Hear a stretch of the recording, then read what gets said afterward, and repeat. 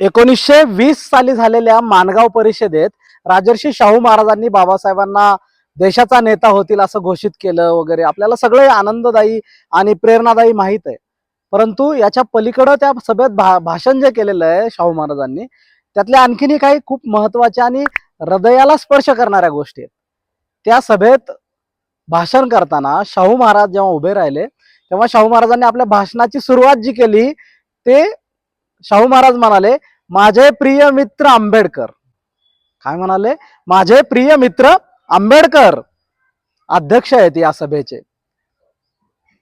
एका राजानं एका अस्पृश्य समाजातल्या मुलाला, तरुण मुलाला माझा प्रिय मित्र म्हणावं ही खऱ्या अर्थानं त्या काळातली क्रांतिकारक गोष्ट होती. आणि ते ऐकून तिथे जमलेल्या हजारो दलित बांधवांनी शाहू महाराजांच्या आणि बाबासाहेबांच्या नावाचा जय जयकार केला, घोषणा दिल्या.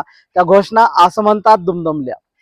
एवढंच नाही तर भाषणाच्या समारोपाकडे जेव्हा शाहू महाराज आले तेव्हा समारोप करताना शाहू महाराज म्हणाले, माझी आंबेडकरांना विनंती आहे की त्यांनी इथून जाण्यापूर्वी मेहरबानीने रजपूतवाडीच्या कॅम्पवर माझ्यासोबत भोजनाला येण्याची मेहरबानी करावी आणि माझ्यासोबत भोजन करावे.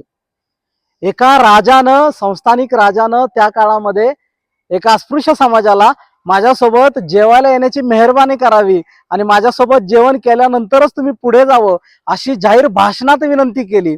एवढंच नाही तर बाबासाहेब जेवणासाठी नंतर सोनतळीच्या त्या कॅम्पवरती शाहू महाराजांच्या बरोबरीनं गेले. त्या ठिकाणी जेवण झालं दोघांचं एकत्रित. शाहू महाराजांनी आग्रहाने बाबासाहेबांच्या पानामध्ये जेवणासाठी ताटामध्ये वाढलं. बाबासाहेबांनी जेवण केलं आणि सायंकाळी रेल्वेने बाबासाहेब जायला निघाले आणि स्वतः महाराज शाहू महाराज बाबासाहेबांना सोडायला स्टेशन पर्यंत आले आणि बाबासाहेब तिथून पुढे मुंबईला गेले. शाहू महाराज आणि डॉक्टर बाबासाहेब आंबेडकर यांचा हा ऋणानुबंध आजपासून 100 वर्षापूर्वी त्या काळामध्ये, ज्या काळामध्ये अस्पृश्यता बोकाळलेली होती, त्या काळामध्ये खूप मार्गदर्शक आणि समाजाला प्रेरक ठरला. इतरांनाही त्या गोष्टीतून काहीतरी घ्यावं लागलं, ते मान्य करावं लागलं. म्हणून छत्रपती शाहू महाराज आणि डॉक्टर बाबासाहेब आंबेडकर यांचं हे नातं मोठ्या मनाचा राजा राजर्षी शाहू महाराज आणि प्रकांड पंडित विश्वरत्न डॉक्टर बाबासाहेब आंबेडकर यांचं हे विचारांचं नातं, सामाजिक नातं आज आम्हाला समजलं पाहिजे. आजच्या पिढीसाठी सुद्धा ते खूप दिशादर्शक आहे.